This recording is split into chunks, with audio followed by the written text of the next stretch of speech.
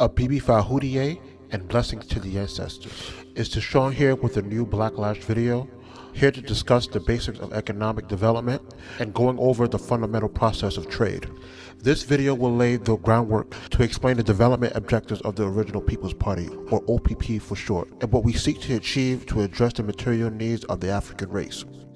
Before we get started, if you're interested in OPP, please join or subscribe with the links below at ogpeoples.org/join, and feel free to share our videos with those of like mind who may be interested in joining or supporting.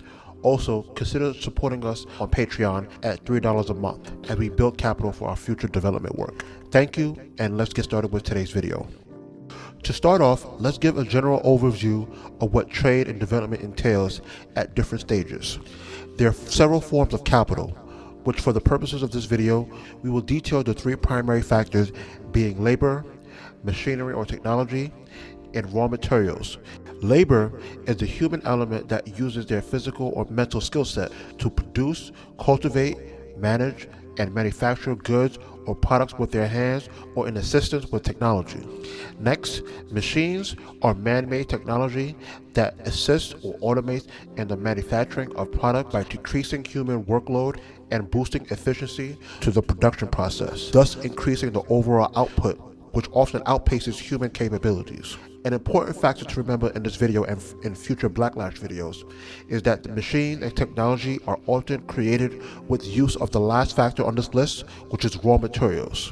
I will explain further in future episodes, breaking down key materials in individual respective videos. As I explained briefly in the first Blacklash video, raw materials play a crucial role in the manufacturing process as they can be used individually or in combination to produce the end products or equipment or machinery or technology that is used in the production and supply chain in the overall economic development process. Common examples of these raw materials can include various ores such as tin, zinc, and aluminum, which in some can be used to produce iron and steel, or another example, one of today's most valuable raw materials, which is oil and gas, that provides energy for the overall industrial and manufacturing process itself. In conjunction with each other, all three of these factors equals or produces the end product that is used in stage 2, which is trade. At stage 2, the end products produced at stage 1 are used in trade locally within states, or for the purposes of this video, trade between countries.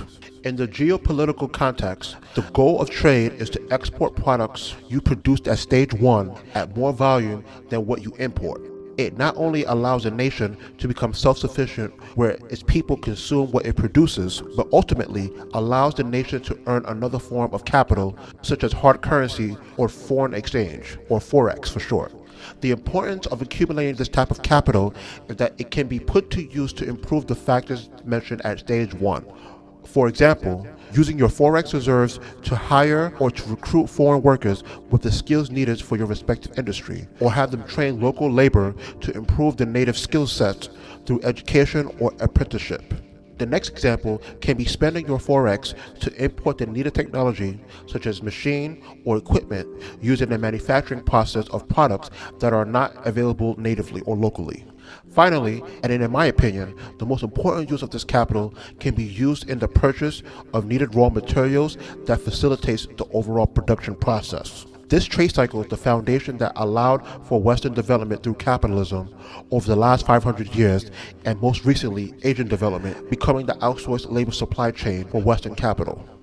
To prove my point, I will use several historical references that support my argument in this video.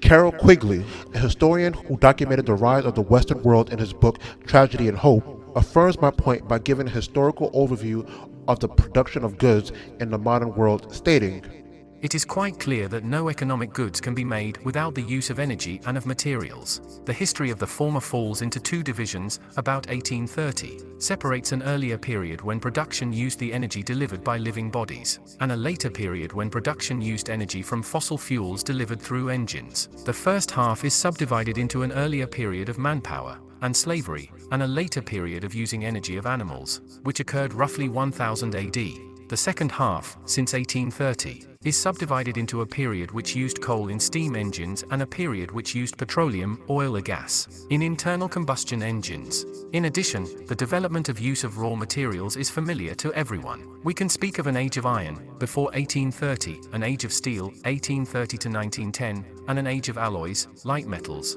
and synthetics, since 1910. Quigley further exemplifies my argument in several excerpts that I will truncate to sum up my point using the British and their Industrial Revolution that covers the points I laid out in Stage 1 and Stage 2, stating the following. The origins of supremacy of Britain goes back to the 16th century, to the period in which the discovery of America made the Atlantic more important than the Mediterranean as a route of commerce and a road to wealth. On this basis, Britain had built up a naval supremacy which made her the ruler of the seas by 1900. Along with this was her preeminence in merchant shipping, which gave her control of the avenues of world transportation, and ownership of 39% of the world's ocean-going vessels. In addition, Britain added new spheres of dominance in the period after 1815. These arose from her early achievement of the Industrial Revolution. This was applied to transportation and communications as well as industrial production. In the first, it gave the world the railroad and the steamboat. In the second, it gave the telegraph, the cable and the telephone. In third, it gave the factory system. It gave a great increase in output of manufactured goods and a great demand for raw materials and food. It also gave a great increase in wealth and savings. As a result of the first two and improved methods of transportation, Britain developed a world trade of which it was the center and which consisted chiefly of the export of manufactured goods, produced with its imported raw materials and tropical foods from colonial areas in Africa, South America, and Asia.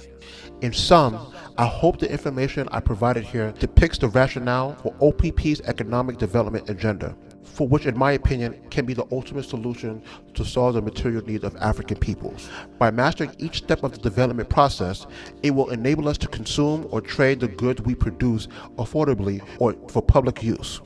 In the upcoming economic videos, I will be demonstrating the elements in Stage 1 and 2 and how it is applied to our daily lives without knowing it, and its importance for us to develop and cultivate our own manufacturing capabilities over time. As I close out, don't forget to like, share, and subscribe to the channel, and sign up at ogpeoples.org/join if you're interested in OPP. And also, consider signing up for our Patreon to support us, to support building our capital long term. Until next time, Abibi Fahudiye, and blessings to the ancestors.